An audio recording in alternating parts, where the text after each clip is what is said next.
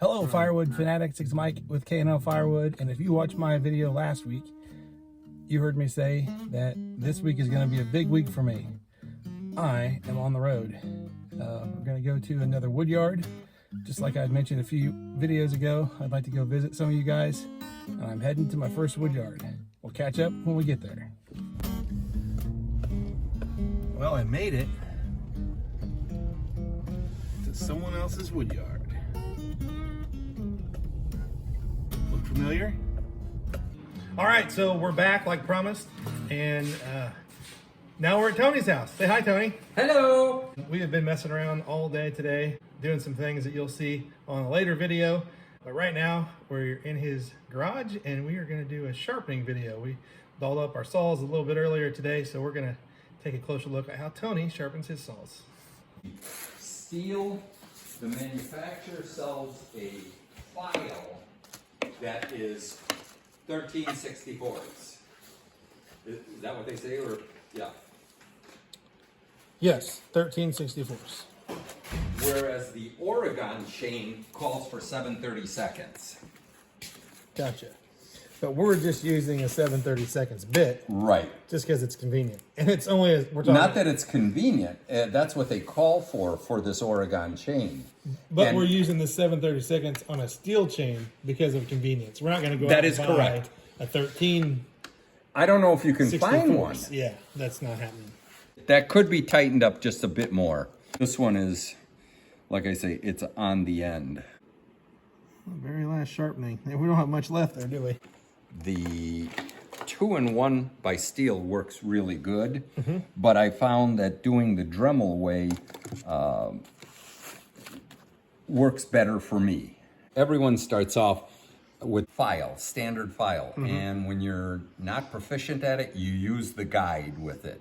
If you are proficient, you can remove this and just use the file by itself.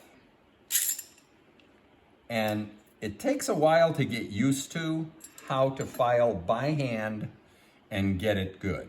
So I did it for a while, I liked it, but I had switched to a Dremel a while back, and then when Chris from In the Woodyard started using it, I went back to it, and then he showed me a couple of tips and everything, and I find it much faster for me to use the Dremel and get it sharpened. When you're doing 2 and 3 saws, it takes a while if you're doing it by hand. Several people use the 2-in-1, which is me. very nice. I like it. I'm just a little bit faster with the Dremel. This is the template that you can buy for the chainsaw sharpening that comes from Dremel. Basically, you take the top off of this, put this on here, screw that back on, and this is a guide that you have for sharpening. You're putting that plate right on top and just going back and forth. But I found it a little bit hindersome, and I just leave that on and do it by hand. Yeah, And now it's a lot easier for me with gloves to manipulate this. Yeah, I think I'm going to adopt that. I think that's good. They come in different diameters. I have several different saws, so you use several different bits here. We'll be using the 7/32 on a 3/8 chain today. So the saws you have, the 500i, The 500i, 362, the 460, and the 660 all use the 7/32. okay. And then my smaller saws that I have, the top handle and my tree pruner, they either use the 5/32 or the 3/16. What do we have in the vise right now? Right now we have the 362. This chain is on its last leg.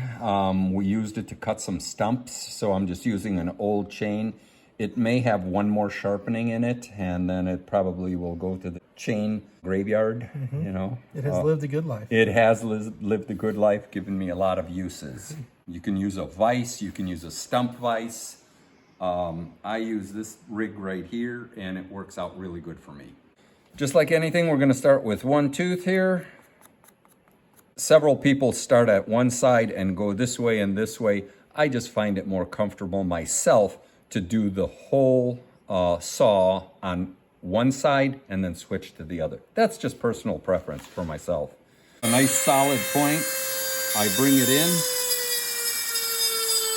and I'm using the whole length of and as you can see, it just makes a nice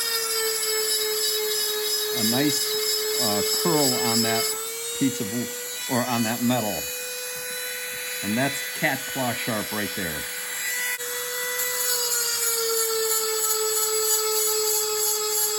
How do you know when to stop? Well, I'm looking at the top of the blade. This one has seen so many rocks and everything. When you see it under magnification, you can see a little burr on top. And this one isn't too terribly bad yet. It's pretty sharp yet. Now it's starting to form from the back going forward.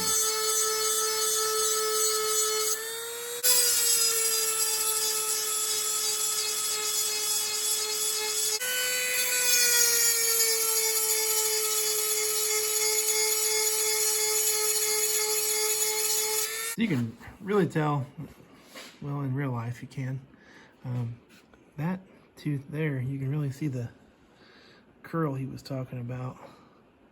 That one too, how it's starting to come up. And when you touch them, you can feel how... Yeah, that booger is super sharp. Yes. Where'd we leave off? This one? Yes. I'll borrow your glove, okay? You go right ahead. I'd use both if I were you. Yeah. And then You're a man. All the way, full power.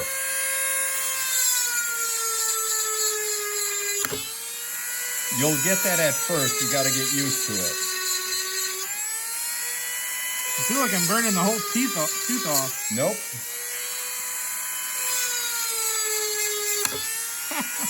That will happen when you first start. You got to get used to how that bit works.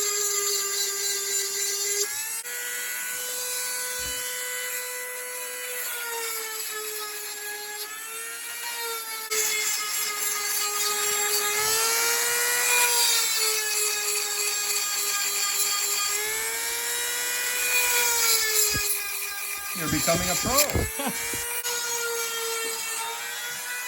Oh, look who showed up to the party. It's What are you Harry. guys doing? Working? We are working. We are sharpening chains. It's Harry from See ya. Driftless Homestead. Yeah. Yeah, just sharpening up an old chain. Thanks for coming by. Tony invited him over tonight, so we're just gonna have some firewood chit chat. Just got all these YouTubers around. It's great. So Little tips, tricks, learn some things. Absolutely, a shared community. Yeah.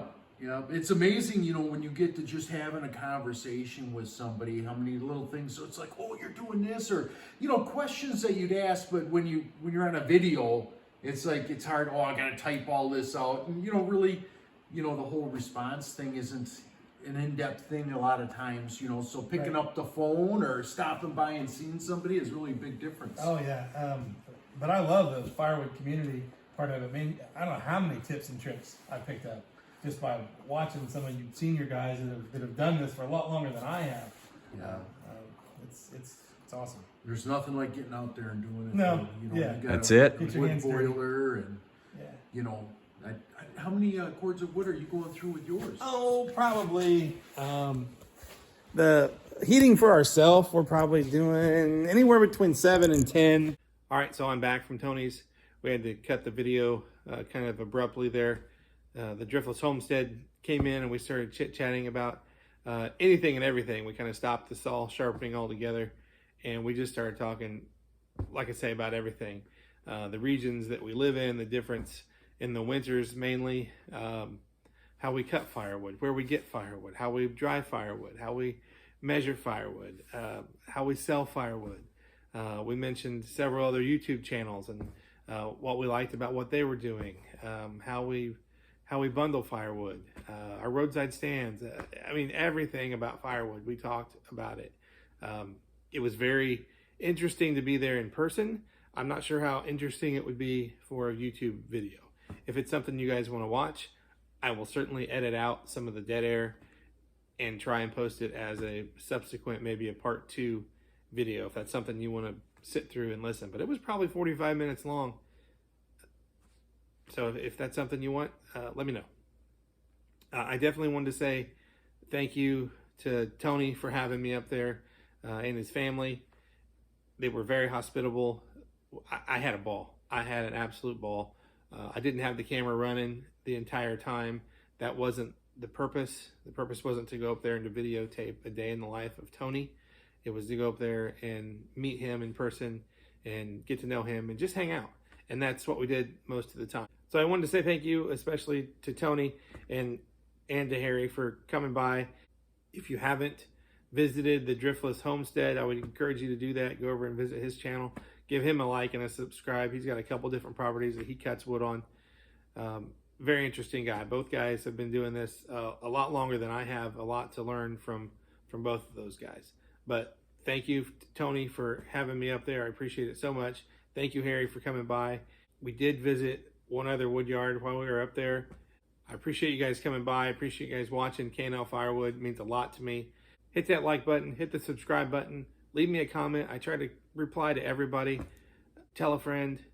And we will be back here next week. And remember, get to work, because that stuff does not split itself, especially from the couch.